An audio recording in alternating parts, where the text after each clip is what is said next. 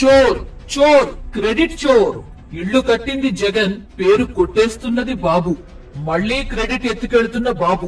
YS Jagan హయాంలో 31.19 లక్షల మందికి ఇళ్లు మంజూరు చేయగా వాటిలో 19 లక్షలకు పైగా ఇళ్ల నిర్మాణం మొదలుపెట్టారు.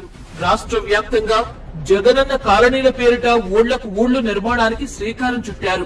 పేదల ఇళ్లల్లో దీపం పెట్టారు. కొన్ని ఇళ్లు అప్పట్లోనే పూర్తయి పేదలు గృహప్రవేశం కూడా చేసుకున్నారు. అయితే ఇప్పుడు ఇళ్లన్నీ తాను ఇచ్చినట్లు చంద్రబాబు చెప్పుకుంటూ ఆ క్రెడిట్ తన ఖాతాలో వేసుకుంటున్నారు.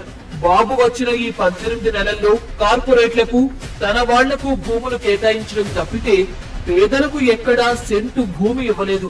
కానీ నేడు నిస్సిగ్గుగా వచ్చి నాడు వైఎస్ జగన్ హయాంలో పూర్తయిన ఇళ్ల ముందు ఫోటోలు దిగి ఇదంతా తన గొప్పే అని చెప్పుకుంటున్నారు.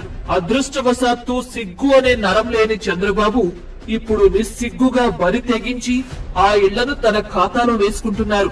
బాబు తీరును చూసి ఇళ్ల లబ్ధిదారులు ముక్కును వేలేసుకుంటున్నారు. ఏనాడో వైఎస్ జగన్ ప్రభుత్వంలో పూర్తయిన మా ఇంటిని చంద్రబాబు ఇచ్చినట్లు చెప్పుకుంటున్నారేంటబ్బా అని నవ్వుకుంటున్నారు. బాబు బొంకులకు కొన్ని ఉదాహరణలు చూడండి.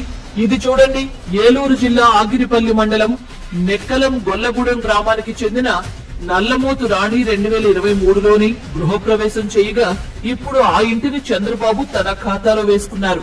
ఎన్టీఆర్ జిల్లా కంచుకుశెర్ల మండలం గండేపల్లికి చెందిన సంగం త్రివేణి కూడా తనకు జగనన్న హయాంలోనే ఇళ్లొచ్చిందని చెబుతున్నారు.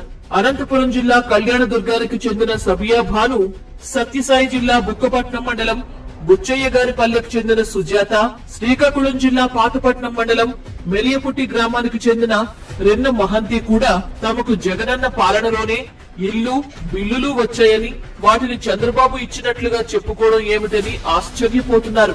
ఇలా రాష్ట్ర వ్యాప్తంగా లక్షలాది మంది ఇళ్ల లబ్ధిదారులు బాబు మోసాన్ని ఎండగట్టేందుకు సిద్ధంగా ఉన్నారు.